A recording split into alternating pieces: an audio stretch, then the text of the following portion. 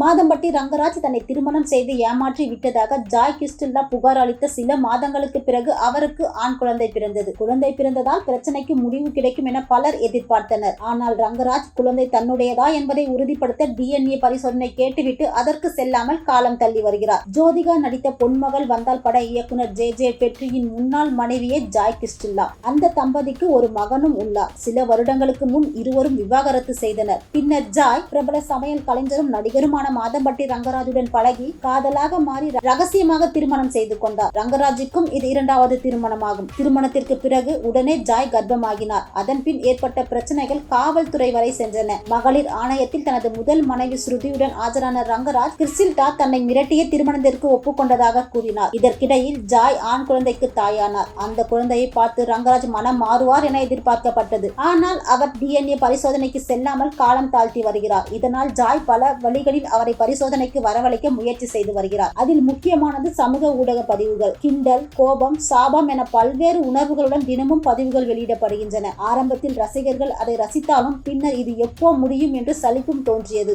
மேலும் ரங்கராஜ் தன்னை கொஞ்சுவதாக நினைத்து சில வீடியோக்களையும் வெளியிட்டதால் அது கடுமையான ட்ரோல் பொருளாக மாறிவிட்டது. புதிய புகைப்படங்களில் ஜாய் தனது முதல் கணவனுக்கு பிறந்த மகன் தற்போது பிறந்த குழந்தையை அன்பாக கொஞ்சுவதை பகிர்ந்துள்ளார். அதனுடன் ராஜாக்கள் வளர்கிறார்கள். நான் எடுக்கும் ஒவ்வொரு தைரியமான முடிவுக்கும் பின்னால் நீங்கள் தான் இருக்கிறீர்கள். என் முதல் லிட்டில் ஹீரோ தனது தம்பியை பாதுகாக்கின்றான் என்ற உணர்ச்சிகரமாக குறிப்பிட்டுள்ளார்.